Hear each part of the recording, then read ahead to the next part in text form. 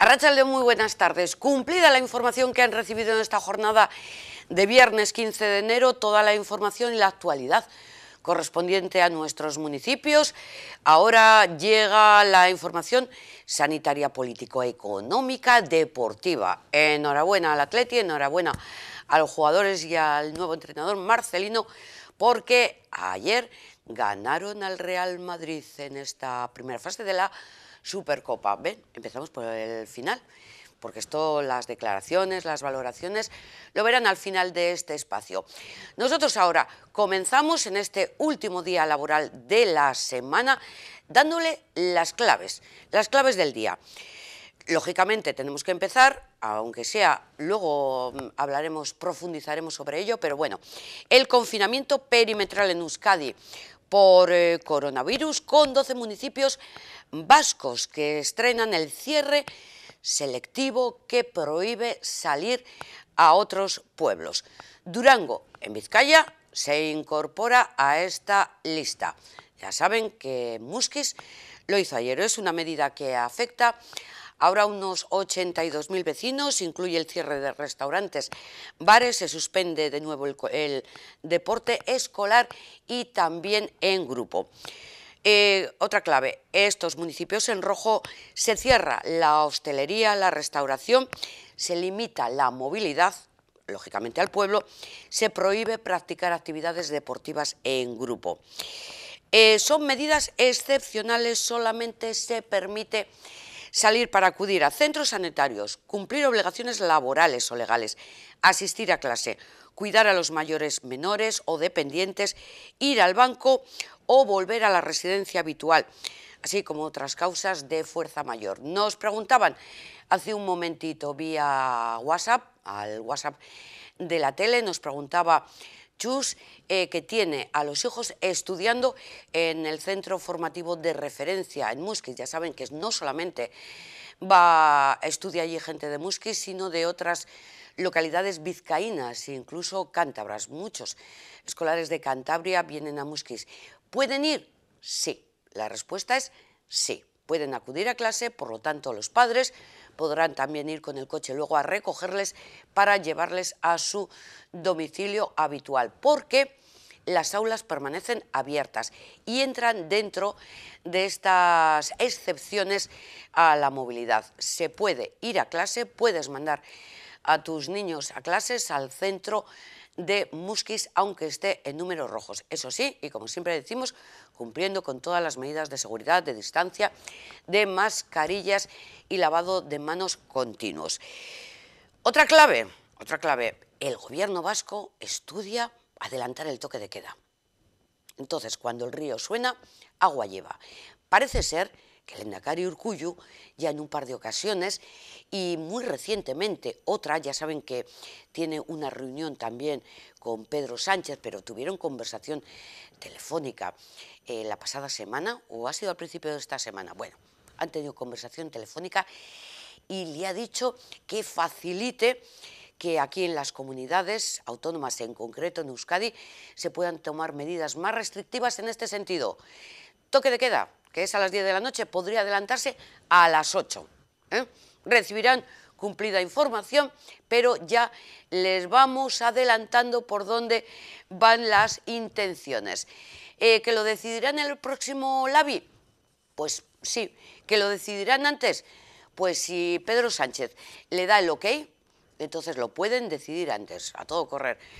Convocan una reunión del LABI, no el técnico, sino el comité asesor en el que está el lehendakari, los diputados generales, alcaldes y demás, y entonces deciden, toque de queda, limitado, de las 10, adelantarlo a las 8 de la tarde. Bueno, son medidas para limitar los contactos y la movilidad, que es lo que marca el mayor número de contagios.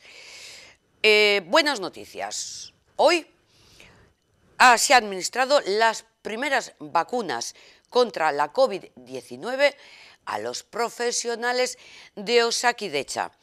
Las primeras dosis se han puesto en el Hospital de Cruces a profesionales de primera línea de este hospital, el Universitario de Cruces, pero también de Basurto y de Urduliz. Está previsto que la vacunación continúe en los próximos días en el resto de organizaciones de Osakidetza con la mitad de las dosis recibidas de la vacuna Moderna, es decir, 700. La vacunación de este colectivo, el de los sanitarios, continuará de manera paulatina y escalonada en función de la disponibilidad de las dosis de las vacunas. Esta vacunación se va a realizar en paralelo al proceso que se lleva a cabo en las residencias de personas mayores, tanto los residentes como los profesionales, pero en este caso de la Pfizer. El Departamento de Salud y Osakidetza recuerdan que la vacuna no debe suponer relajación alguna y señalan que las medidas de prevención habituales para evitar el contagio son las de siempre. La distancia social, el mantenimiento de burbuja, de contactos, la higiene de manos, el uso de mascarilla y la ventilación de espacios cerrados. Ahí estamos viendo en imágenes las primeras vacunaciones que se han llevado a cabo a profesionales del Hospital de Cruces, a Fermín, a Josune, a Arantxa, a Alberto Martínez. Vamos a escucharles cómo valoran esta administración a los primeros profesionales de la vacuna Moderna. Pues yo me siento muy bien y he vivido este momento con mucha emoción, con mucha ilusión, porque es un hito que nos hayan llegado las vacunas y creo que va a ser un antes y un después en la pandemia de la COVID-19. La vacunación es uno de los hechos más importantes que hemos vivido en la pandemia de la COVID-19, porque es una vacuna segura y una vacuna eficaz que va a producir anticuerpos neutralizantes en la población vacunada, y estas vacunas concretamente, las que nos están poniendo, han demostrado que disminuyen la gravedad y la mortalidad de la COVID-19. ¿Cómo has vivido este momento? Pues mira, con esperanza y con ilusión. La verdad es que estábamos esperando este momento para poder ser vacunados y la verdad es que de forma muy positiva. Bueno, ¿qué importancia le doy? Mira, hay que intentar conseguir una inmunización de grupo lo antes posible y lo más extensa posible. Eso implica que un porcentaje alto de la población tiene que ser vacunada. Bueno, pues estoy muy contenta, ha sido una sorpresa ser de las primeras en ser vacunadas hoy, pero estoy muy contenta, emocionada y viendo pues una esperanza para esta situación.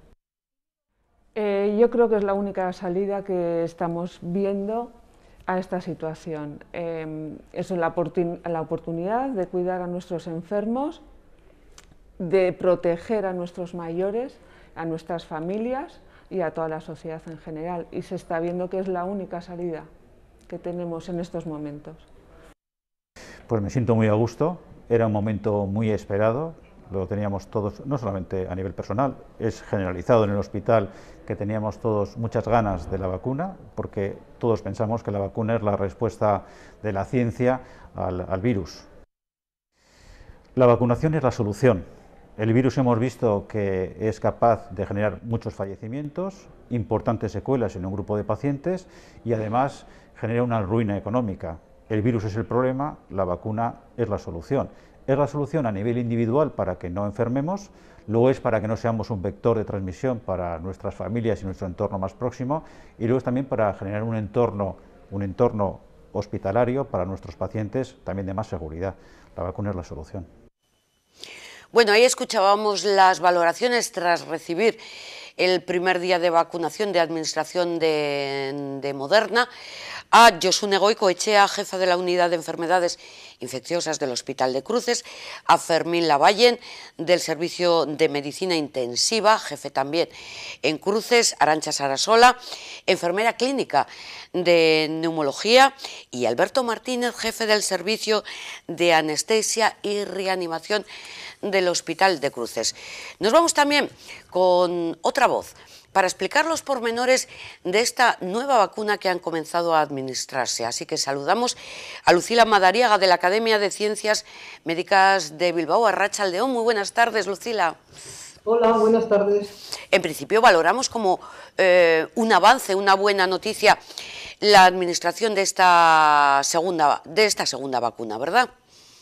¿La vacuna de Moderna? Sí. Sí, claro, sí.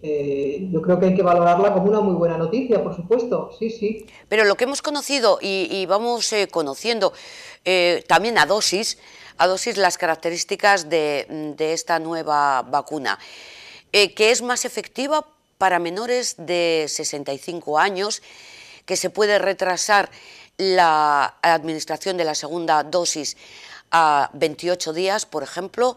¿Y esto a qué se debe?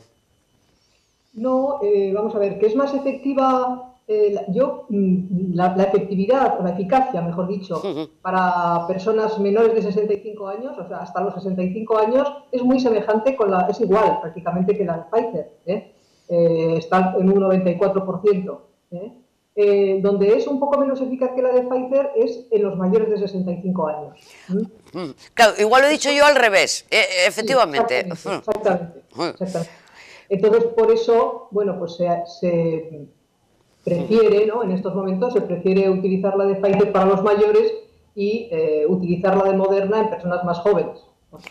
Eso. Pero ¿qué características tiene entonces esta que la hacen diferente a la de Pfizer, pues en esa edad, en esa efectividad, en función de la edad? Pues la verdad es que no te lo sé decir, no sé si alguien lo sabe, es decir, esos son los resultados que ha dado el ensayo clínico. La vacuna, el tipo de vacuna es igual que la de Pfizer, es decir, que es un RNA mensajero, igualmente que la de Pfizer, viene envuelto en una digamos, una especie de capsulita lipídica. Es verdad que esa capsulita lipídica no es idéntica en las dos vacunas y, bueno, pues no lo sé si eso es lo que puede haber hecho que en personas mayores tenga un poco menos de eficacia esta que la de Pfizer. No sé realmente la causa. Esos son los resultados, los datos que ha dado el ensayo clínico. Entonces, a eso nos tenemos que atener. Ya. En cualquier ¿sí? Digo que en cualquier caso las características son similares en lo que a inmunidad se refiere. Hasta que no se reciba la segunda dosis, no se puede garantizar, digamos, la inmunidad frente al coronavirus. Exacto, sí, en eso son las dos iguales, salvo que una se ha probado mayoritariamente dando la segunda dosis a los 21 días y la de Moderna a los 28 días. Hay una semana ahí de diferencia, ¿no? Pero necesitan las dos dosis. Ambas necesitan las dos dosis. Eso para completar la protección, es decir, para conseguir esos niveles de protección de los que estamos hablando, ese 95%, ¿no? O 94%. Eso requiere las dos dosis. Se ha criticado. Puede dar algo de protección, la primera dosis puede dar algo de protección, pero no alcanzaremos nunca ese 94-95% del que estamos siempre hablando, solo con una dosis. Necesitamos dos. Por ejemplo, y ahora me refiero a la primera que se está administrando en las residencias, como ya conoces, Lucila, el brote en la residencia de Muskiz, en Marcelo Gangoiti, ha obligado a aplazar la administración de la vacuna. ¿Qué pasa? ¿Que al estar contagiados es mejor no administrar la primera de las dosis todavía? Sí, esto es un poco general con todas las vacunas, es decir, que si una persona está, digamos, infectada, sabemos que está infectada o enferma, no es conveniente administrar una vacuna en ese momento, entre otras cosas, y una de las más importantes, porque se podrían confundir los efectos de la vacuna con los efectos de la enfermedad. Es decir, si damos una vacuna en alguien que está sufriendo un proceso infeccioso, a ver cómo distinguimos lo que esa persona experimente, si es debido al proceso infeccioso en sí o a la vacuna. Entonces, para no confundir, es mejor en estos casos, pero no solo con esta vacuna, sino con las otras también, es mejor esperar. Y otro de los aspectos, han llegado las vacunas, pero tanto Osakidetza, el Departamento de Salud aquí en Euskadi como en el resto de comunidades, se están guardando la mitad para asegurar la administración de la segunda dosis. ¿Esto no retrasa todo este plan de vacunación, toda esta inmunidad de grupo que esperamos los ciudadanos alcanzar cuanto antes? Pues sí, sí retrasa en principio si el suministro no sufre alteraciones, pues claro, este enfoque esta estrategia que han adoptado, pues retrasa un poco. Pero es la que han adoptado. Ellos son los que tienen los criterios y las razones, y ellos tienen que explicar, en todo caso, por qué han elegido esta. Yo creo que ha sido, por lo que tengo entendido, básicamente pues por asegurar esa segunda dosis, pensando que quizás pudiera haber problemas con el suministro, ¿eh? Pero son ellos los que conocen todos los detalles de esa decisión. No en todas las comunidades autónomas se ha adoptado la misma decisión, por lo que se ha visto, y bueno, pues aquí se ha adoptado esa. Es posible que retrase un poco, pero bueno, pues cuando el suministro de las vacunas ya esté a lo mejor más asegurado y lleguen ya más cantidad de dosis, bueno, pues quizás se puede recuperar esa mayor lentitud, pues quizás se puede recuperar y nos podemos poner en niveles de vacunación semejantes a los de otros lugares en donde han adoptado otra estrategia, ¿eh? Y de la misma forma, ¿es fácil formar al personal? Mayoritariamente entiendo que son enfermeras, que son los que se encargan de administrar las vacunas. Bueno, yo creo que no es difícil, no tiene que ser muy difícil.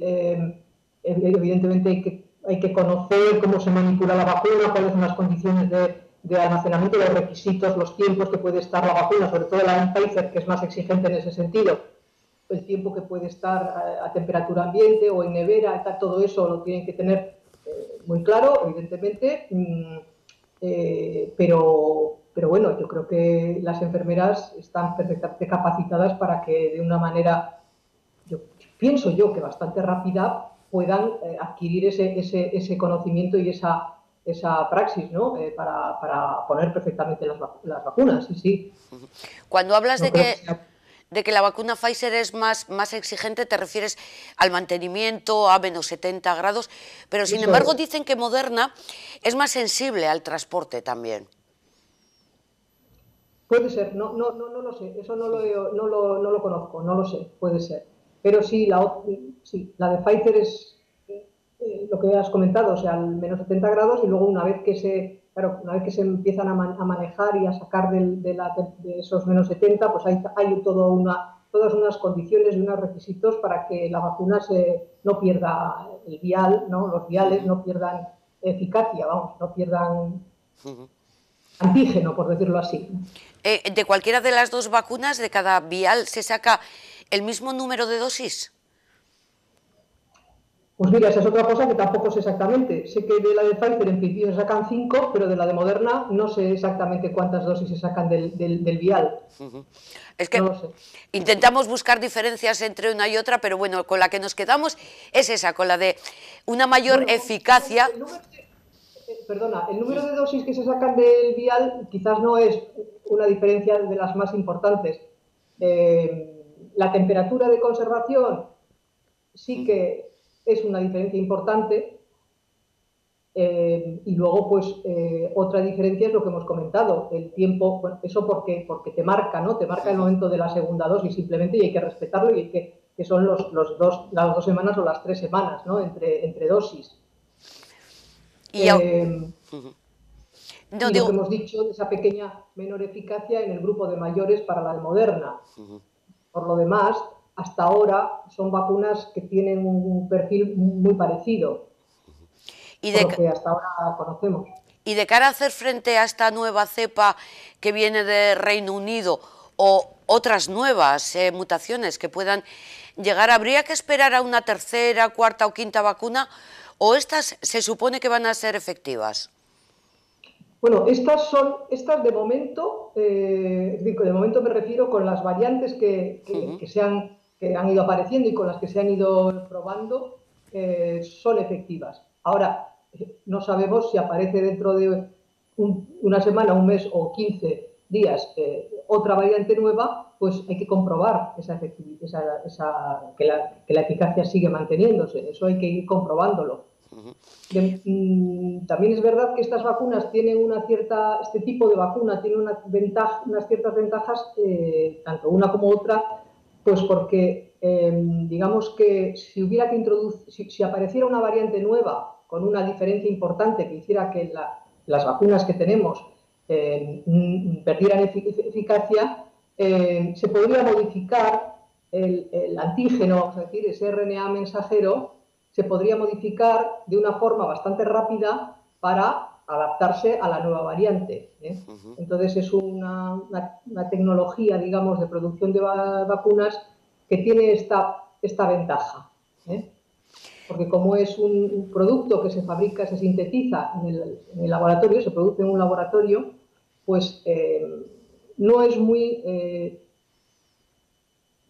es bastante, digamos, rápido, entre comillas, ¿no? Pues no va a ser de un día para otro, pero es bastante rápido el poder adaptar esa molécula a la nueva variante hipotética que pudiera aparecer. De momento no tenemos ese problema sobre la mesa, de momento. ¿Sabe si la Agencia Europea del Medicamento autorizará en breve alguna vacuna nueva contra la COVID-19? Bueno, la que está más próxima, por lo menos a ser estudiada, o que ya está siendo estudiada, es la de Oxford AstraZeneca, que parece que el día 29 de enero, me parece recordar que leí que iba a haber una reunión del comité, del comité de la agencia reguladora de europea.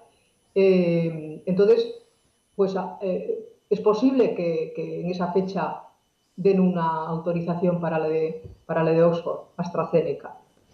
Es posible. Pero no lo puedo. ¿Podríamos decir que cuantas más lleguen mejor? Hombre, pues sí, cuantas más lleguen mejor, porque en principio sí, claro, porque lo que tenemos es una escasez de dosis también. O sea, en estos momentos. A lo mejor dentro de 6 meses no hay problema de suministro porque, por ejemplo, pues yo qué sé, por decir Pfizer o Moderna o tal, que ahora están con suministros muy limitados, pues han ampliado sus fábricas, sus lugares de producción y pueden producir muchas más dosis, ¿no? Pero de momento es que el problema que tenemos es que, vamos, uno de los problemas es que las dosis son relativamente escasas.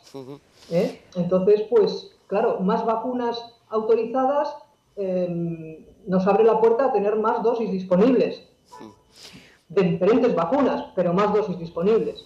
Precisamente hoy hemos conocido que el laboratorio Pfizer va a limitar la distribución de vacunas para centrar sus esfuerzos en la producción. Sí, algo así han dicho, sí, pues sí. Y yo también he oído pues que esa limitación, que iba a haber una pequeña reducción del suministro durante finales de enero, principios de febrero. He entendido que luego se iba a recuperar el suministro y a lo mejor, bueno, y si el objetivo, vamos, lo que van buscando es poder aumentar la producción. Entonces, a lo mejor a partir de ahí pasamos por un periodo de menos suministro, pero luego ya tenemos acceso a más vacunas, a más dosis, vamos, que es lo interesante. Claro, pero de momento le dan la razón a los planificadores que están guardando la mitad de las reservas.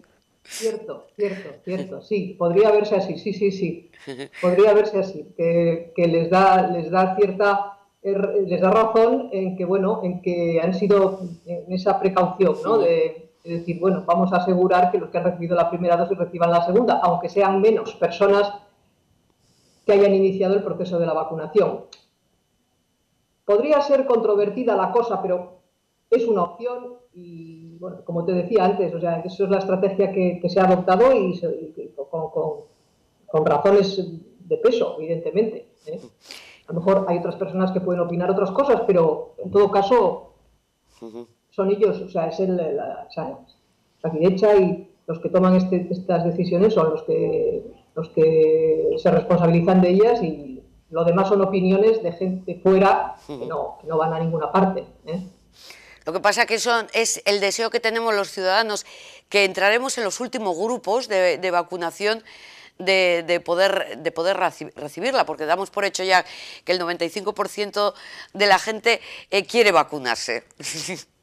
Bueno, mira qué bien, no sabía yo que el 95% de la gente quería vacunarse, me das una buena noticia. No conocía ese dato. No, es que es un dato personal y propio. Pero por lo menos nosotros lo que estamos es intentando que sea así. Sí. Pero no, la mayor parte de la gente quiera vacunarse. Efectivamente no está demostrado. No, nos irán dando el turno poco a poco. Ya. A ver. Eso es lo que queremos, que haya inmunidad de grupo y volver a nuestra vida anterior al coronavirus. A ver si podemos. Sí, por supuesto. Y mira, si las vacunas funcionan como los ensayos clínicos nos están diciendo, y conseguimos evitar que tanta gente se ponga enferma, tanta gente tenga que ir al hospital y tanta gente muera, eso ya es un cambio tremendo en el panorama de la pandemia. Eso ya es, vamos, desde mi punto de vista, eso ya es un cambio, vamos, o de la noche al día. Entonces, proteger a la gente más vulnerable lo más rápidamente posible, eso sí que es un objetivo de primer orden.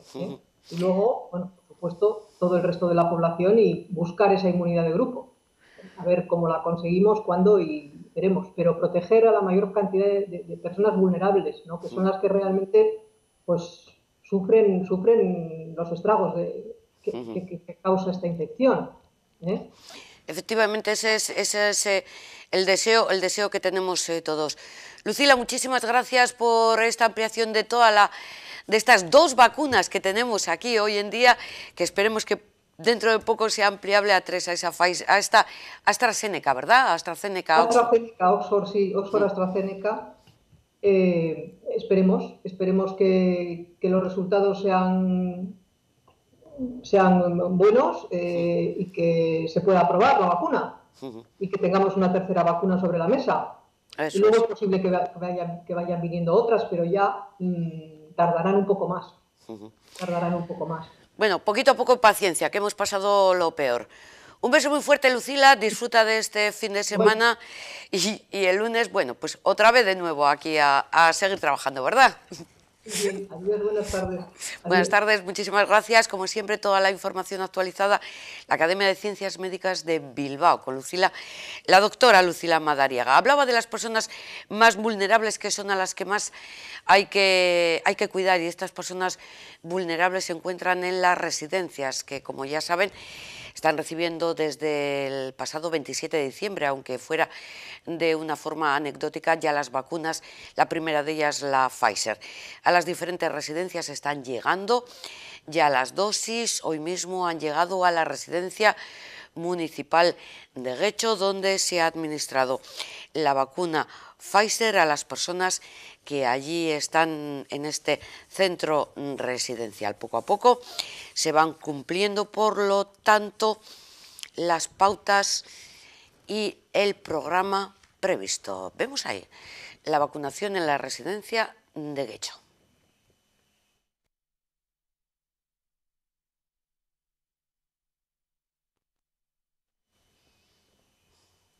Ahí ven, la residencia.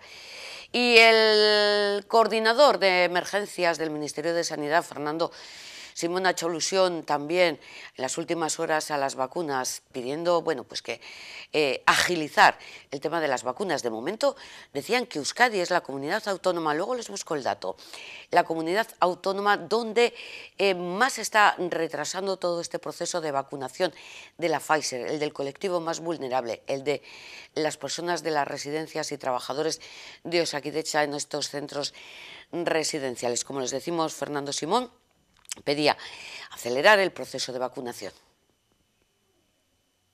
Bueno, la primera dosis en las residencias. Vamos a ver, nosotros trabajamos los datos nacionales. A nivel nacional, lo cierto es que se ha conseguido vacunar ya muy cerca del total de las personas que se pretendía vacunar en las residencias. No en todas las comunidades ha sido igual, hay algunas comunidades que todavía no han terminado, pero hay una parte muy importante de comunidades que ya han terminado con el grupo de vacunación de residencias, el primer grupo de vacunación de la fase 1, y en algunas ya se ha empezado incluso a vacunar a los profesionales sanitarios de primera línea, que es el segundo grupo de la fase 1 de vacunación. Pero es verdad que hay alguna comunidad que todavía no ha conseguido vacunar a todas sus residencias. De todas formas, el número de vacunas que se están poniendo día a día está incrementándose bastante. Obviamente nadie quería que los días festivos impactaran en la vacunación, pero bueno, tenemos que entender que los días festivos impactan en todo siempre, y la vacunación durante los días festivos pues no fue todo lo buena que nos hubiera gustado. Bueno, pero lo cierto es que está haciendo una recuperación muy importante. España ahora mismo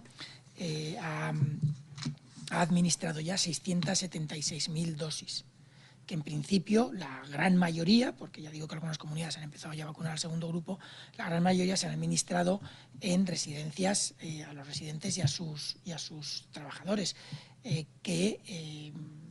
bueno, las cifras vienen a ser más o menos cercanas a ese número, sabiendo que algunos de estos ya son sanitarios, pero algunas comunidades que todavía no han terminado de vacunar residencias, pero falta muy poco. No sé si terminarán entre hoy y mañana, no terminarán el lunes o el martes, pero lo cierto es que tenemos ya un volumen muy, muy importante. Y además se han aplicado ya aproximadamente el 60% de las dosis recibidas, sabiendo que nos queda la información de mañana es viernes, el sábado y el domingo, hasta que se reciba la siguiente dosis, la siguiente tanda de dosis o el siguiente envío de dosis el lunes que viene. Lo que quiere decir que es muy probable que de las recibidas hasta hoy, cuando recibamos el siguiente dosis, estemos muy por encima de ese 60% que está actualmente aplicado. Quiere decir que esto, los datos lo muestran claramente, no creo que haya ningún problema, que una vez que se han acabado toda esa ristra de días festivos que hemos tenido, la evolución de nuestra vacunación se ha incrementado muchísimo, y eso es importante tenerlo claro. Nuestro sistema es un buen sistema de vacunación y es un sistema que tiene un impacto importante. España es uno de los países que mejor está vacunando. Todos hemos oído de la evolución, las dosis que se están poniendo en muchos países, y España, sin ser el mejor, es uno de los países que está vacunando muy bien. Y vamos a mejorar. De hecho, en esta semana se ha visto día a día una evolución muy, muy importante del número de vacunas administradas. Esto, las vacunas administradas en residencias e incluso la aceleración del proceso de vacunación, desde luego que tiene un impacto en la evolución de la epidemia. Si vamos a llegar a poder controlar la tercera ola, eso ya no estoy tan seguro, pero podrá ser que en otras... Vamos a ver, sí que tendrá un impacto en la tercera ola. Quizás no sea muy importante, pero sí que tendrá un impacto en esta ola que estamos viendo ahora. Lo que sí que tendrá un impacto importante probablemente dentro de unos pocos días ya será en la letalidad, porque estamos vacunando y dentro de pocos días empezaremos a tener gente ya inmunizada después de haber recibido la primera dosis y haber pasado los días suficientes para que generen la inmunidad. Empezaremos a tener ya dentro del grupo de los más vulnerables, empezaremos a tener gente inmunizada. Entonces es muy probable que dentro de 1 o 2 semanas empecemos a ver que la letalidad va disminuyendo. Eso podría ser, no lo puedo confirmar, pero podría ser. Tenemos que esperar a ver qué es lo que sucede, pero sí que podría tener un impacto importante. Y lo que sí que está claro es que probablemente esta tercera ola se controlará con las medidas de control, marginalmente con la vacunación, pero que a partir de ahí el incremento progresivo de vacunados y de inmunizados va a permitir que si se producen siguientes olas sean cada vez más lentas y más pequeñas. Ese sería lo que esperaríamos. Habrá que ver qué es lo que sucede, porque hasta que no estemos vacunados suficientes, las medidas de control no farmacológicas, las medidas personales, etcétera, seguirán siendo muy importantes. Eso por un lado. Bueno, como siempre, Fernando Simón explicando de forma pormenorizada, en este caso, la necesidad de agilizar el proceso de vacunación. Decía también que Euskadi es la comunidad con la vacunación más lenta de todo el Estado, con el 41,2% de las dosis aplicadas. Bueno, ya están explicando el porqué de esta situación que se hace para guardar la mitad de las dosis, porque asegurar la segunda de las administraciones a las personas a las que ya se ha dado la primera vacuna, algo que tendrá lugar 21 días después de la administración de la primera. Apartado hoy conocemos el nuevo centro de salud de Aiete, que está en Donosti, un centro de salud para mejorar la atención sanitaria a más de 12.500 vecinos de Donosti. Tras una inversión de 5,15 millones de euros, el Lehendakari ha visitado hoy este nuevo centro de salud que permitirá mejorar la accesibilidad de Osakidetza en esta zona y reforzar la atención primaria y la red de salud mental. Ahí le vemos acompañado de la consejera Gochone Sagardui, y el Lehendakari ha destacado que reforzar la atención primaria es apostar por la salud integral de las personas y anticiparse a las necesidades de futuro. Ha recordado asimismo que garantizar la salud es uno de los principios en los que se fundamenta el programa de gobierno para esta legislatura. También el refuerzo de la atención primaria, que está presente en el marco estratégico del Departamento de Salud. Por eso sigue siendo importante mantener el rigor y la corresponsabilidad. He reivindicado la adopción de medidas similares y en el mismo tiempo en el conjunto de la Unión Europea. Debería tener una correspondencia con las medidas para preservar la salud y la economía. En su caso, sería deseable que el Consejo Estatal Interterritorial propusiera, de común acuerdo Gobierno español y comunidades autónomas, medidas básicas de limitación horaria de actividad y de movilidad, definiendo en último extremo las actividades y servicios esenciales. Todo ello porque hay medidas alternativas al confinamiento total. Tenemos que superar un reto, cortar de raíz la transmisión comunitaria y bajar cuanto antes de los 300 casos por 100.000 habitantes. Es posible y es un primer paso para avanzar en el objetivo que compartimos: garantizar la salud personal y la salud colectiva.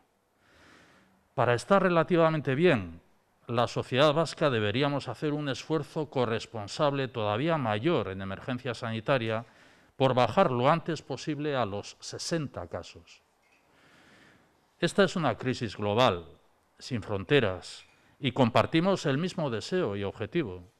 Por lo tanto, rememos todas y todos, responsables políticos, institucionales, representantes sociales y ciudadanía, en la misma dirección. Evitemos, en lo posible, el cuestionamiento permanente de aquello que está sujeto a incertidumbre, tal y como lo estamos constatando internacionalmente.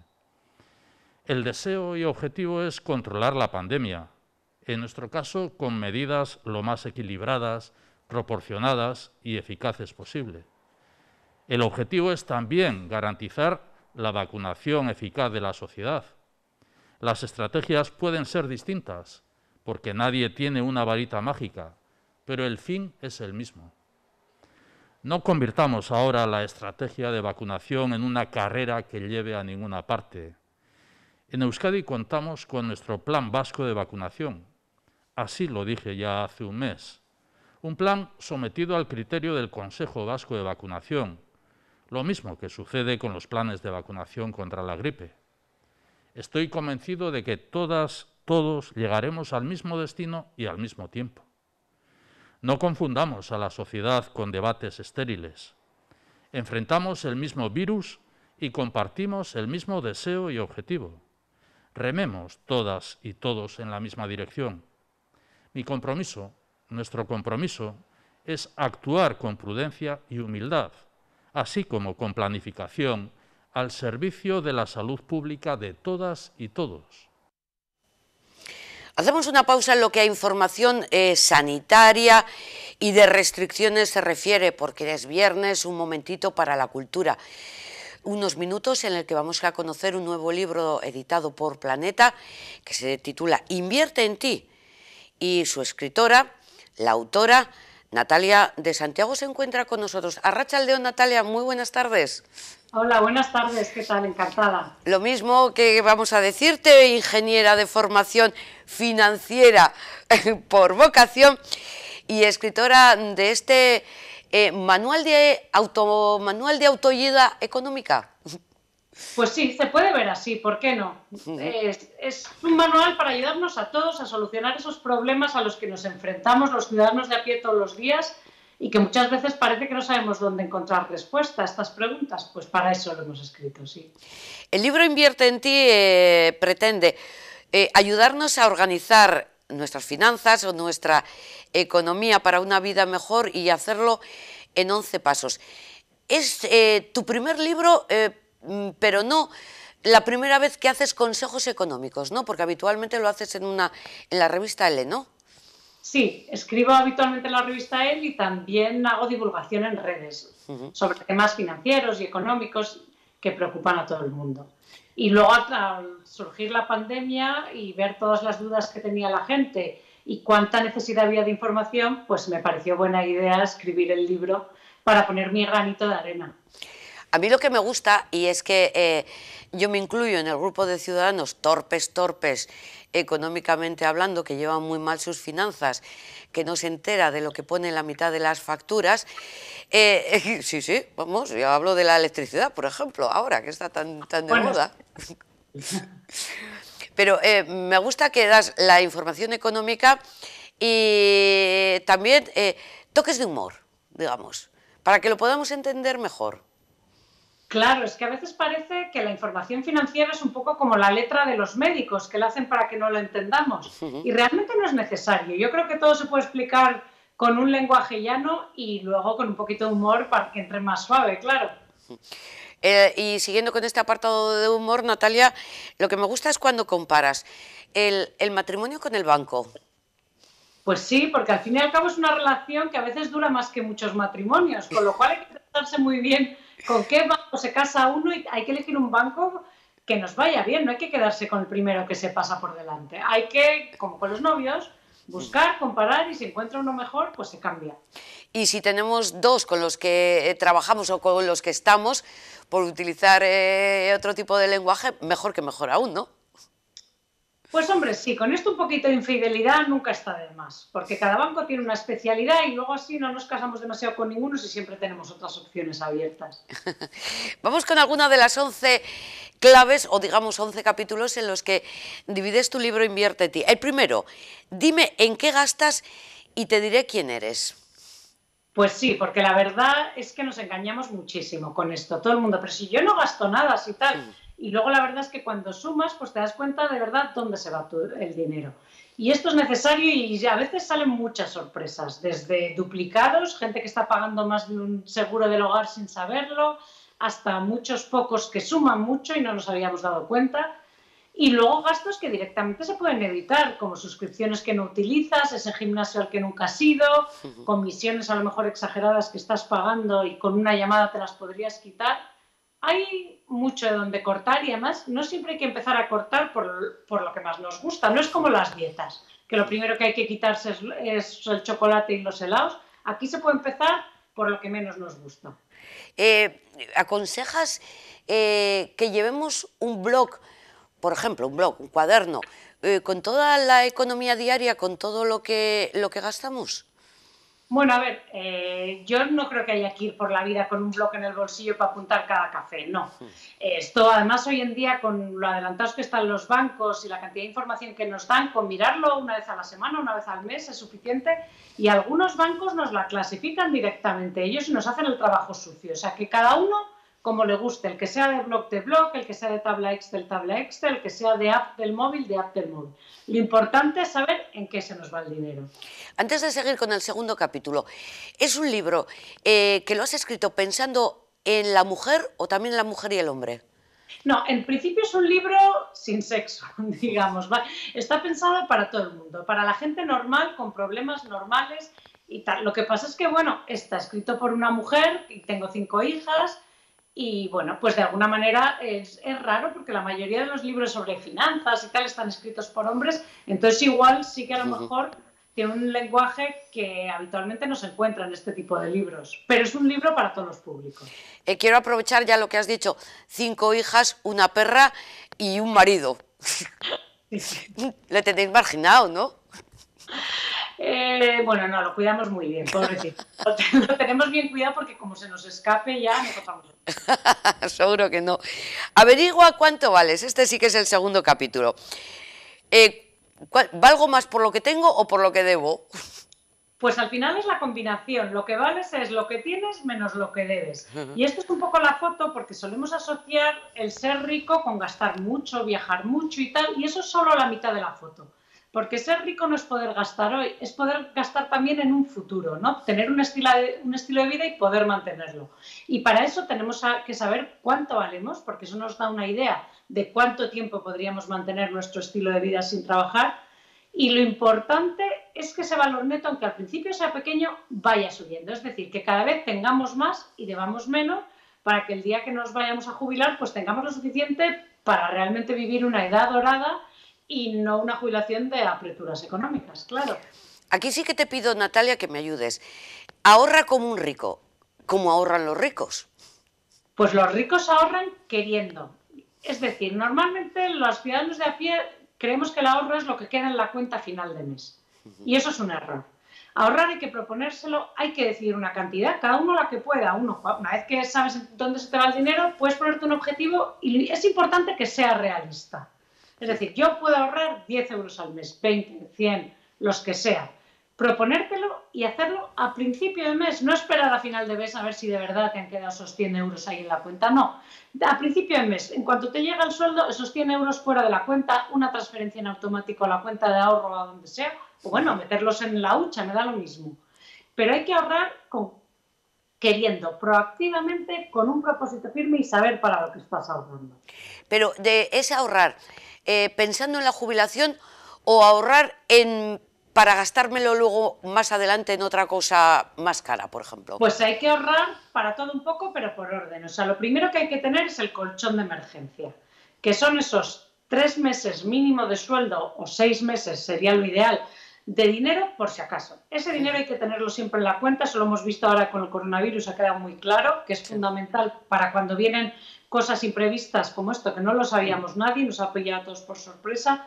Pues para no sufrir demasiado hay que tener esos ahorros en el banco, que muchas familias españolas, por desgracia, no los tenían. Eso es lo primero. Y luego, una vez que ya se tiene eso, hay que empezar a ahorrar para la jubilación, cuanto antes mejor. Y ya, una vez hemos cubierto eso, ya podemos empezar a ahorrar para otro tipo de cosas. Para pues, si nos queremos casar o vivir mejor o lo que cada uno quiera. Pero primero hay que tener eso ya ahorrado. Pero mucha gente que nos esté escuchando puede decir, pero si no me da ni siquiera para llegar a fin de mes, ¿cómo voy a ahorrar? A ver, es verdad, hay momentos en la vida en los que ahorrar es muy difícil, para eso lo mejor es planificar, cuanto más planifiquemos y más al detalle, menos hay que ahorrar, porque tendremos más cosas previstas y no nos pillarán tantas cosas por sorpresa que te descalabran siempre las cuentas. Entonces, cuanto más justo vaya, más tiempo hay que pasar planificando, más atención hay que darle. Y luego lo que te decía, si se gana poco, con ahorrar poco también es suficiente, esto va en proporción. Entonces, no hay que menospreciar el poder de ahorrar poquitos, porque muchos poquitos de verdad que a la larga hacen una diferencia importante. Y luego una cosa que se ve, porque esto se monitoriza, ¿no? Lo mide el Banco de España y otras autoridades, es la tasa de ahorro de los hogares. Y cuando las cosas van mal, la gente ahorra muchísimo, nos ponemos todos a ahorrar. El problema es que no nos acordamos de ahorrar cuando las cosas van bien.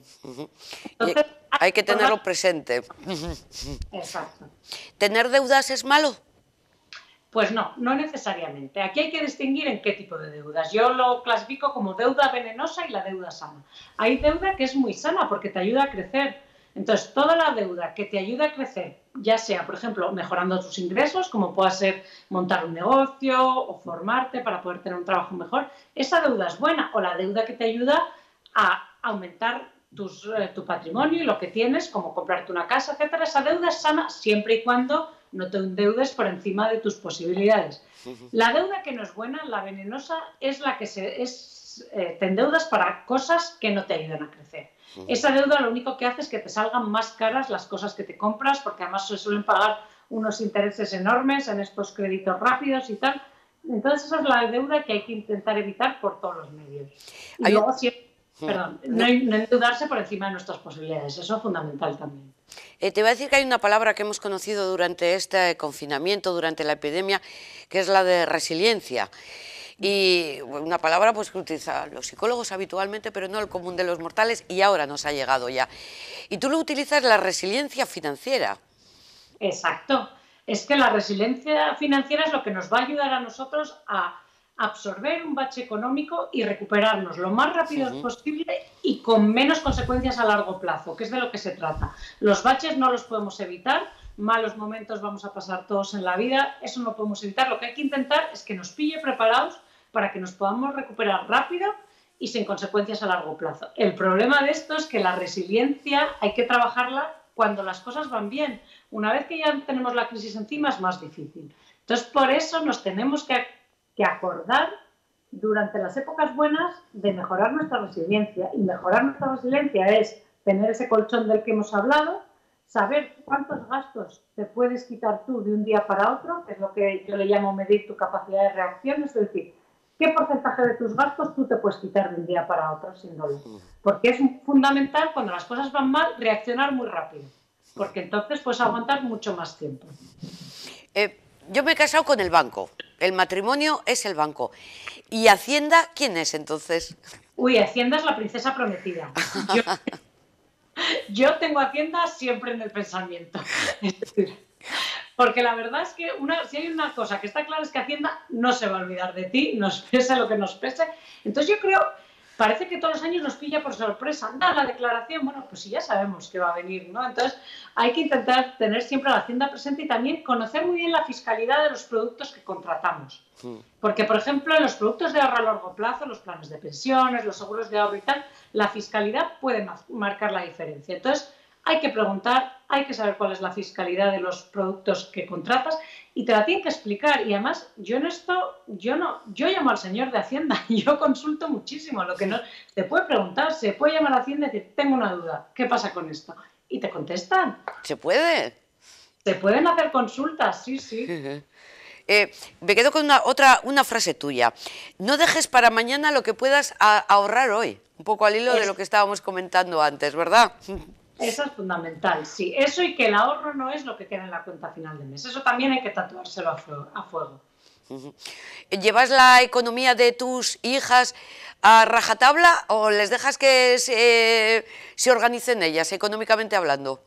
Bueno, yo les dejo que se organicen precisamente para que aprendan a administrarse, pero las llevo con una economía de guerra un poco. ¿Y eso qué quiere decir? No, bueno, pues yo les introduzco el concepto del ahorro y de la paga muy pronto, desde muy pequeñitas, para que ellas, y que los caprichos siempre tienen que salir de su dinero y no del mío, bueno, que yo se lo doy en forma de paga, pero para que aprendan la diferencia entre lo que es una necesidad y un capricho, y luego para que aprendan a administrarse y a saber un poco que si en verano van a querer gastar más y salir más, pues a lo mejor tienen que ahorrar en invierno. Entonces yo la paga se la llevo justita, para que tengan que hacer un poco de cuentas. No está mal. Y eso que hablamos igual hasta de la más pequeña, ¿no? Que tiene unos 5 años o así. Bueno, ahora ya tiene casi 7, pero ya me negocia, sí. Me dice, venga, yo pago la mitad y tú la otra mitad. Por cierto, ¿cuánto tiempo te ha llevado escribir este libro? Porque hablábamos del confinamiento antes, pero... Bueno, lo que pasa es que como llevo hablando de esto tiempo, pues digamos que los conceptos ya los tenía claros, pues la idea surgió durante el confinamiento, cuando estalló la pandemia y nos pusimos a trabajar, sí.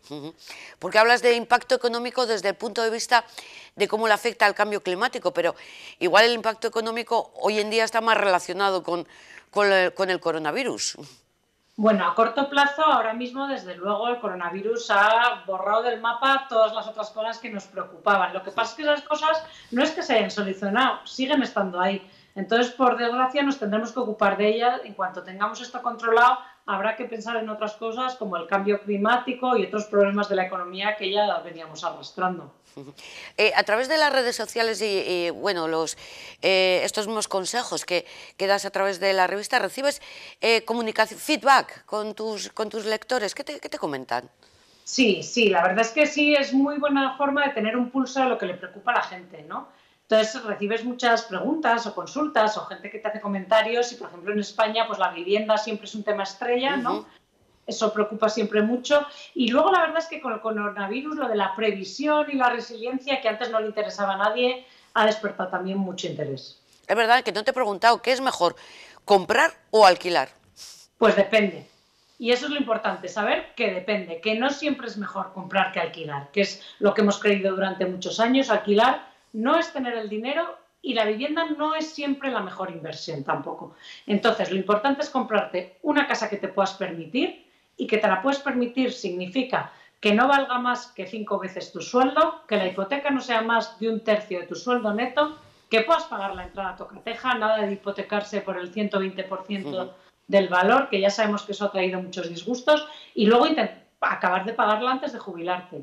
Entonces, con eso en cuenta, si no puedes cumplir esos criterios, desde luego es más prudente alquilar. Y luego, si no vas a vivir en una casa muchos años, también suele compensar alquilar, porque comprar una casa tiene muchos gastos asociados que nunca tenemos en cuenta. ¿Te has dejado algún tema o algo que no has tenido tiempo para que saliera publicado en este primer libro y que pueda darle continuidad, es decir, escribir un segundo libro?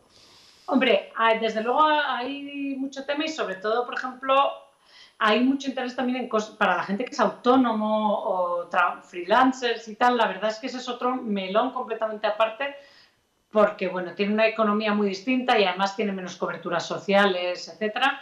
Ese sería otro melón interesante. Hombre, se puede escribir mucho, pero yo aquí sí que he intentado, o sea, el libro sí que recoge, yo creo que lo fundamental para lo que es los problemas del día a día a los que nos enfrentamos todos. O sea, que ahí yo no me he guardado ningún cartucho, he intentado poner toda la información que pensaba que era oportuna. ¿Sí? No, y además de una forma distendida, digamos, y que podemos entenderlos hasta los más torpes, como yo, que siempre digo que soy de letras y que por lo tanto, bueno, este tema se me olvida. Adelante con el nuevo melón, preparada para abrirlo. Me pongo con ello. Muchísimas gracias, Natalia de Santiago, ha sido un placer estar un ratito contigo. Mucha suerte con este libro. Gracias. Buenas tardes, nos despedimos de Natalia de Santiago, la escritora, con este nuevo y su primer libro, Invierte en ti, de editorial Planeta, con consejos, pero además de una forma distendida, no seria, no solamente con términos matemáticos, sino con comparaciones graciosas para saber llevar nuestra economía y nuestras finanzas con 11 claves, con 11 consejos. Consejos publicitarios ahora y volvemos con mucha más información todavía. En comunicación gráfica lo hacemos todo con mucho arte. Somos Copygraph. Copygraph, expertos en impresión, cartelería digital en todos los formatos, flyers, catálogos, libros, lonas, vinilos, lienzos. Expertos en diseño, papelería comercial, catálogos, murales, carteles. Expertos en rotulación, vehículos, escaparates, stands, señalización. Expertos en accesorios para la comunicación, rollers, plegables, stand móviles. Copygraph en Avenida Libertad 29, teléfono 94 438 1000. Te estábamos esperando. En el Centro Teringel Belleza hemos dado soluciones estéticas desde hace más de 40 años a cualquier problema de estética. Sin cirugía, sin agujas, tratamientos faciales, tratamientos corporales, láser definitivo e indoloro, micropigmentación. En Teringel Belleza te esperamos para tratarte de forma única. Teringel Belleza en Baracaldo, en calle La Virtud 2, entre planta. Bueno, que son nada, 5 minutitos para las 5 de la tarde y si ustedes están pensando y están en un municipio confinado en salir de él y si están en Vizcaya salir a Cantabria, que sepan que la Ertzaintza y las policías locales han retomado los controles de movilidad entre territorios y en aplicación de las restricciones derivadas del nuevo decreto del Lehendakari. Por tanto, ahí los ven, Ertzaintza y policías locales de Euskadi vuelven a planificar los dispositivos de control en carreteras. Las diferentes unidades de tráfico y de protección ciudadana de Ertzaintza y agentes locales han comenzado con estos controles de movilidad entre territorios y municipios en las carreteras principales y en las secundarias. Hay un nuevo decreto que mantiene, durante la vigencia del estado de alarma, que fue declarado el 25 de octubre, esta restricción de entrada y salida de las personas de Euskadi, salvo, lógicamente, aquellos desplazamientos adecuadamente justificados por alguno de los motivos previstos en el Real Decreto. Adicionalmente, se determina la restricción de entrada y salida de Vizcaya y como zona de residencia entre con las excepciones previstas y permitiéndose la movilidad en los municipios colindantes, salvo, aquí viene la excepción más marcada, cuando el municipio de residencia supere una tasa de incidencia acumulada en casos positivos de COVID en los últimos 14 días que sea igual o superior a los 500 por 100.000 habitantes. Josu Bujanda, el director de la Ertzaintza, explica los pormenores de estos controles de movilidad. Vale, bueno, hasta ahora lo que la Ertzaintza, conjuntamente con policías locales, lo que hemos realizado controles y vigilancia un poco de la observación de cumplimiento de normas en lo que respecta a movilidad en espacios como es desde el decreto Lehendakari del 1 de enero, relacionados con la movilidad en salidas de la comunidad autónoma y dentro de los propios territorios históricos. En este caso ya desde hoy, como está en activo ya la imposibilidad de salir o entrar de esos municipios que por una incidencia acumulada de casos de más o igual de 500 por 100.000 habitantes en los últimos 14 días o menor, pero que la Dirección de Salud emite o publicita tanto los lunes como los jueves, en este caso ya desde hoy ya estamos realizando controles en esos municipios rojos, podríamos decir, en los cuales, bueno, salvo excepciones que ya vienen determinadas en el Real Decreto 926 de octubre del año pasado, pues la gente o las personas o los vecinos no pueden ni entrar ni salir de ese municipio. Pedagógico, como sabéis, era una de las cuestiones que siempre planteábamos respecto a las primeras ocasiones, en la primera oleada sobre todo. Ahora, desde luego, ya es el momento de tomar en serio esta normativa, estas normas que se han decretado y por lo tanto desde este momento ya estamos denunciando con el rigor que merece el incumplimiento de estas normas. Las denuncias que está interponiendo la Ertzaintza y Policía Local, prácticamente el 50% vienen a ser la misma tipología, ¿no? Tiene que ver con la mascarilla o el mal uso de la mascarilla, prácticamente la mitad viene a ser respecto a ello. Y luego hay un número también importante, por decirlo, respecto al incumplimiento del toque de queda o las salidas nocturnas de personal sin ningún tipo de permiso, o por lo menos en las excepciones que marca el propio Real Decreto.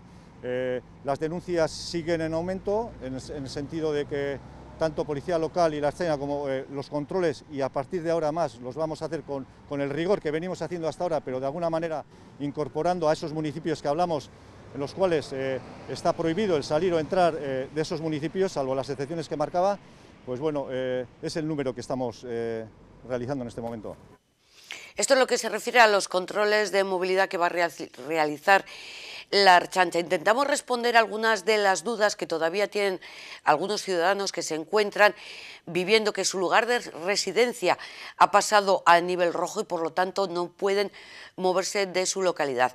En concreto, la duda hace referencia a la hostelería. Entonces nos hemos ido al último de los decretos del Departamento de Interior del Gobierno vasco, al apartado de hostelería y locales de juego de apuestas y en concreto al artículo 35. La pregunta que se formula en este decreto es: ¿qué establecimientos de hostelería y restauración pueden abrir sus puertas? La respuesta es: podrán abrir los establecimientos de localidades de más de 5.000 habitantes con una tasa de incidencia acumulada inferior a los 500 por 100.000 habitantes. Vale, lo sabemos, esta es la parte del acuerdo.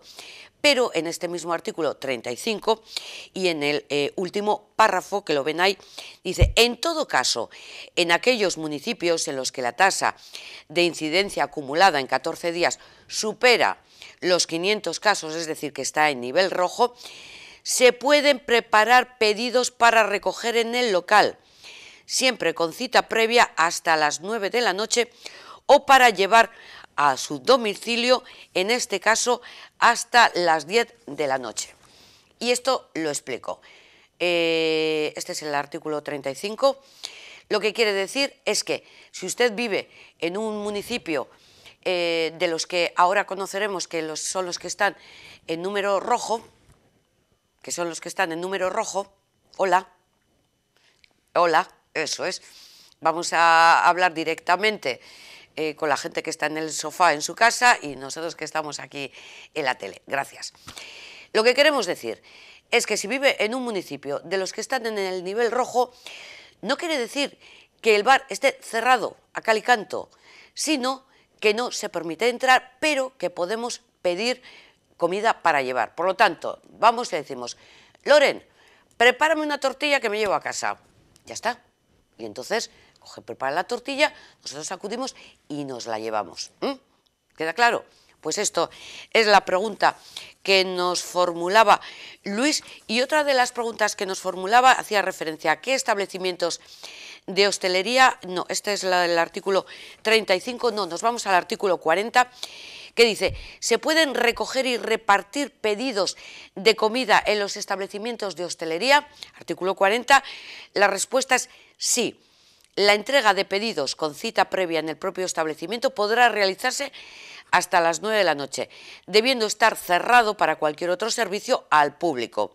El reparto a domicilio se puede realizar hasta las 10 de la noche. Y artículo 41, que es un complemento a este, también en aquellos municipios con una tasa de incidencia acumulada igual o superior a 500 casos, la respuesta es sí. Eso es, pues ahí lo dejamos, ahí estaba. Por tanto, duda resuelta. Y ahora sí, conozcamos la situación del COVID en Euskadi, cuáles son los nuevos casos positivos que se han dado en las últimas 24 horas. Así que a lo largo del día de ayer se hicieron 3.224 test diagnósticos, de los que 760 fueron positivos. Por territorios, ahí lo ven, 100 en Álava, 412 en Vizcaya y 239 en Guipúzcoa.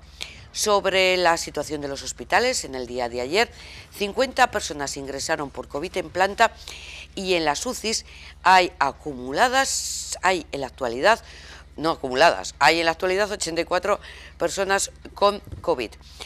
Ha habido un error informático que Osakidetza ha querido clarificar, que dice que las personas fallecidas por COVID entre el 4 y el 10 de enero ascienden a 66 personas y que la tasa de positividad se cifra en el 5,7.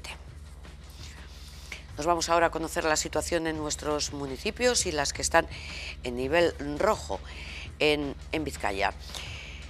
Tabla de la derecha, se suma la localidad de Durango. Empezamos por Amorebieta con 18 nuevos positivos, Bermeo 8, Durango 20, en Guernica 10 más, en Lekeitio 4 y en Marquina 5. Como les decimos, Durango se incorpora a las localidades en nivel rojo. Respecto a nuestros municipios, la situación al igual que ayer, Muskiz en nivel rojo, pero empezamos por Bilbao con 139 positivos, Baracaldo 24, Sestao 6, Portugalete 18, en Santurchi 11 nuevos positivos, Trapagarán 1, ninguno en Ortuella, en Abanto y Ciervena 1, en Muskiz 5 más, en Ciervena tampoco ninguno, Erandio 11, Leioa 5 y finalmente en Guecho 29 nuevos casos de COVID-19.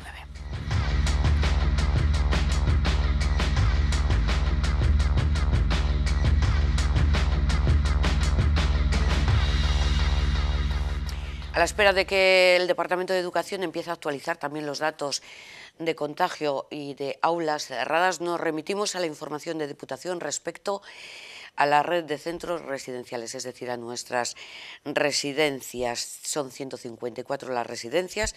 El número de personas con positivo confirmado asciende a 251, hospitalizadas 26. Curadas 2.680. Este es el dato más importante. Y trabajadores con positivo 164.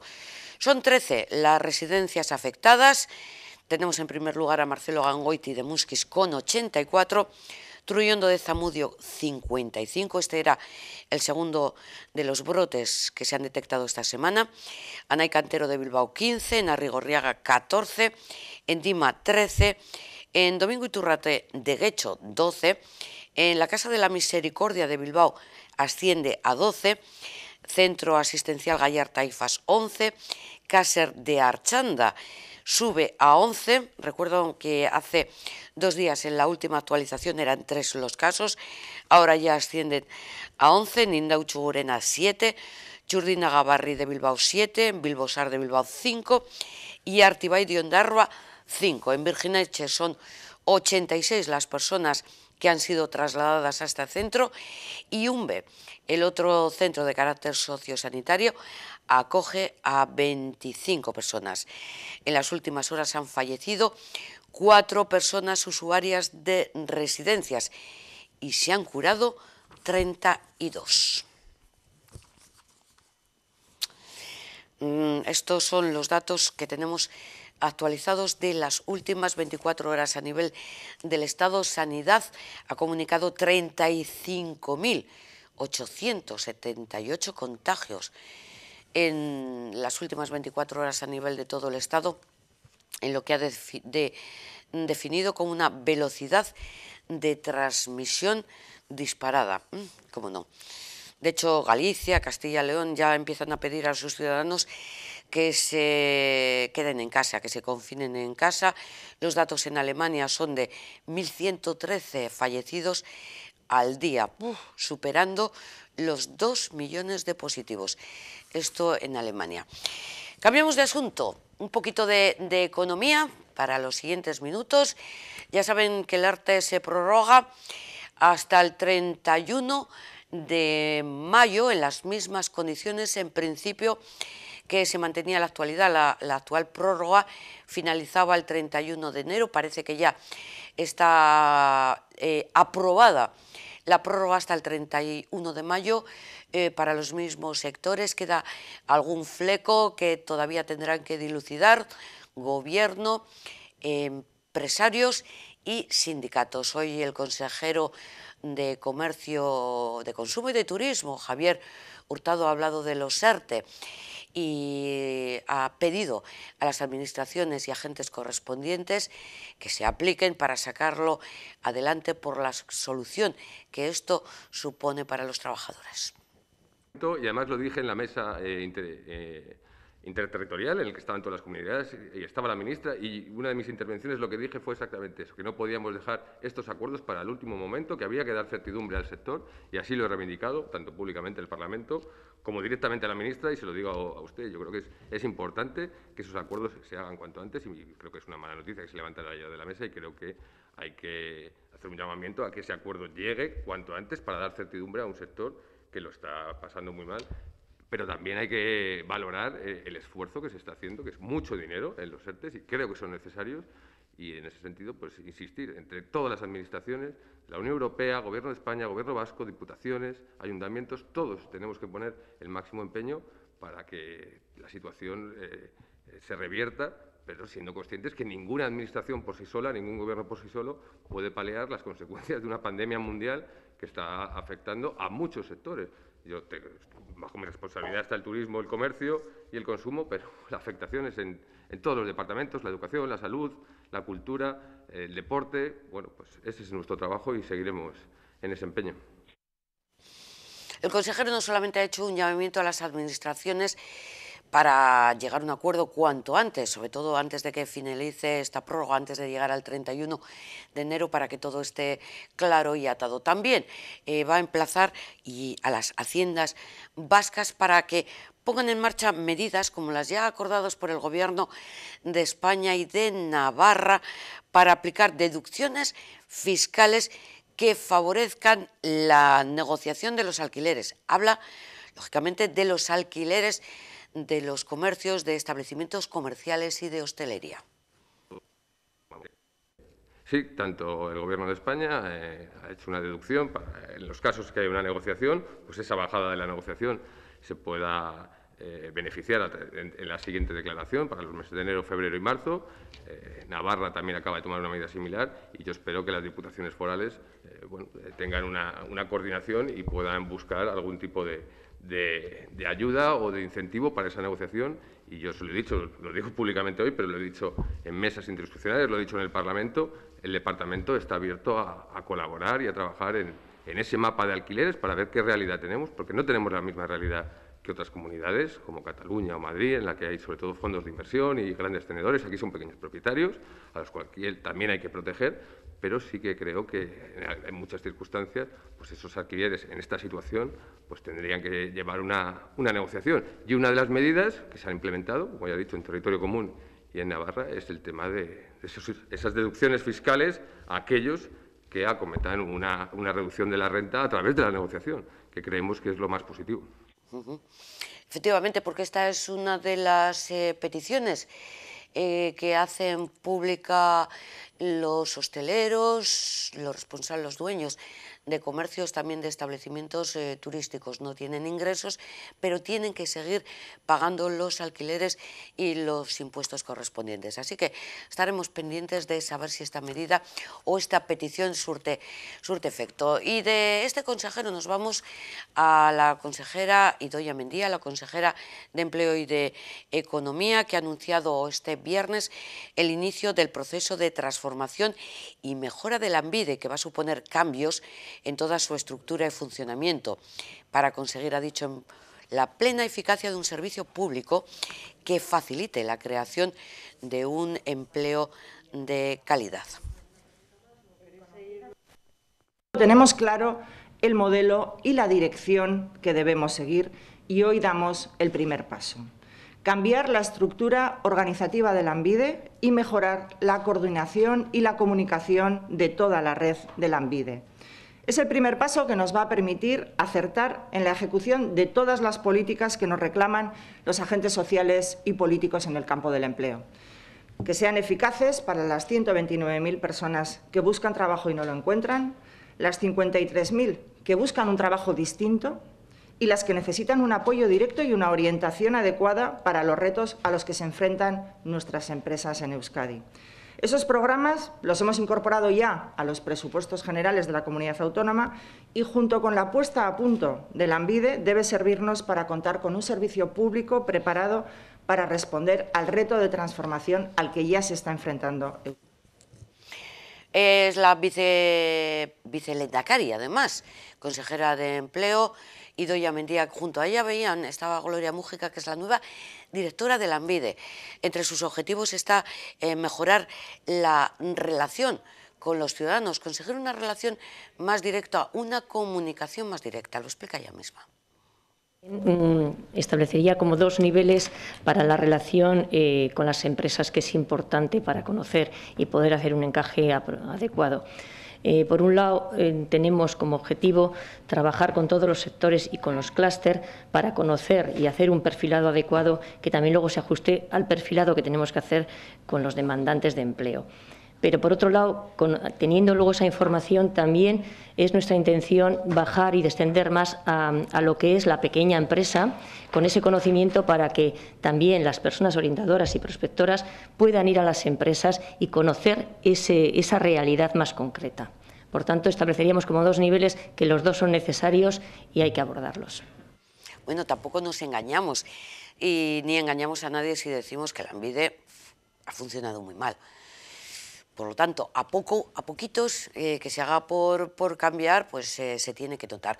El tema de la comunicación directa, pues no lo sé, así que les apelo a todos ustedes, ciudadanos de a pie, espectadores de Tele7 y de estos informativos, para que nos hagan llegar, si consiguen llegar con facilidad a mantener una conexión telefónica, a solicitar una cita, para cualquier gestión que tengan necesidad de hacer con Lanbide. Un poquito de actualidad también, que ha venido de la mano de Vizcaya, de la mano de las Juntas Generales. Hoy ha habido una nueva comisión, precisamente de Relaciones Ciudadanos. Y allí los que se han presentado hoy, han participado en esta comisión, han sido responsables sindicales de IFAS, que lo que han pedido precisamente a la Diputación es una mayor gestión directa de todo el entramado del IFAS, de los servicios públicos, de los servicios sociales que se gestionan desde Diputación. De cuántas son las plazas gestionadas por Diputación IFAS en discapacidad, y son 277. El otro dato que he dado lo manifestó el diputado Sergio Murillo y estableció que eran 1.196 plazas residenciales para personas con discapacidad, y luego había otras 255, creo que dijo el término, para personas con enfermedad mental. Hacer una pequeña mención al centro referente COVID de Virgineche, como no se puede trabajar con el mismo ratio, el mismo número de personal para un tipo de usuario que para otro. Este personal, esta plantilla ha aumentado, ha sido reforzado con médicos, enfermeras y quería hacer mención a la labor que han estado haciendo en toda la pandemia, que siguen haciendo, que llevan ya desde marzo y que el refuerzo hace falta para también el colectivo de la categoría de auxiliar sanitario, porque es muy duro trabajar en esas condiciones, tienen una sobrecarga importante y sin más quería hacer mención también a eso. Sí, un apunte. Cuando se trabajan con ratios mínimos, sobre todo ahora en pandemia, probablemente es mucho más difícil tener tiempo para llevar a cabo las medidas higiénicas necesarias y de prevención necesaria para atender a las personas. Probablemente esta sea una de las respuestas a qué ha pasado en algunos centros que tenemos esta misma semana con contagios masivos, ¿no? Si a los mismos ratios mínimos que no nos servían y con los que no podíamos llegar a dar un buen servicio antes de la pandemia se mantienen igual y se están manteniendo igual, no es posible mantener todas las medidas de prevención tal y como hay que realizarlas, porque al final el tener poco tiempo para llevar a cabo tu trabajo y el no llegar puede hacer que descuides algunas de las medidas, ¿no? Cuando el diputado de Acción Social se pregunta y dice algo ha pasado, no sé si lo tiene en su lista de deberes el mirar que más allá de que creemos grupos PCI o CPI que vayan a los centros a revisar esos planes de contingencia y esos planes de convivencia, no sé si el Departamento ha hecho la reflexión a si ese personal tiene el tiempo suficiente para llevar a cabo todos esos pasos que garanticen que no se propague la enfermedad, ¿no? Bueno, no sé si tiene la pregunta, yo sí que se la haría a él directamente. Creo que está o puede estar estrechamente relacionado las medidas preventivas, que puede haber material, puede haber medidas, puede haber unos buenos planes de convivencia, unos buenos planes de contingencia, hay unos grupos que lo supervisan y que estarán realizando bien su trabajo, pero sí que es verdad que luego hace falta tiempo para poder aplicarlos y es importante. Y el resultado, pues lo estamos viendo en los últimos días, ¿no? Es peligroso.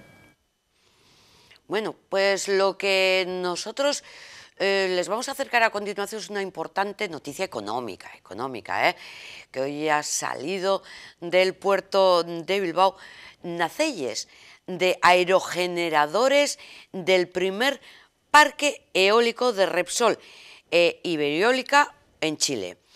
Estos aerogeneradores son para el denominado proyecto Cabo Leones 3, situado en la región chilena de Atacama. Entra en operación comercial la primera fase de este parque. Josu Yonimaz, el consejero delegado de Repsol, ha dicho que es una apuesta por la industria, que es apostar por la recuperación económica rápida y estable. Con proyectos como este, un parque eólico en Chile, que genera actividad económica también en nuestro país, nos afianza como un actor relevante en la reducción de emisiones y como una empresa que contribuye al desarrollo industrial del país. La descarbonización es muy importante, porque el mundo lo necesita, tenemos que bajar el nivel de emisiones de CO2. Pero también es muy importante cómo la hagamos. Y tenemos que hacerla basados en las capacidades industriales y tecnológicas que tenemos en este país. Esta es la clave para impulsar la descarbonización.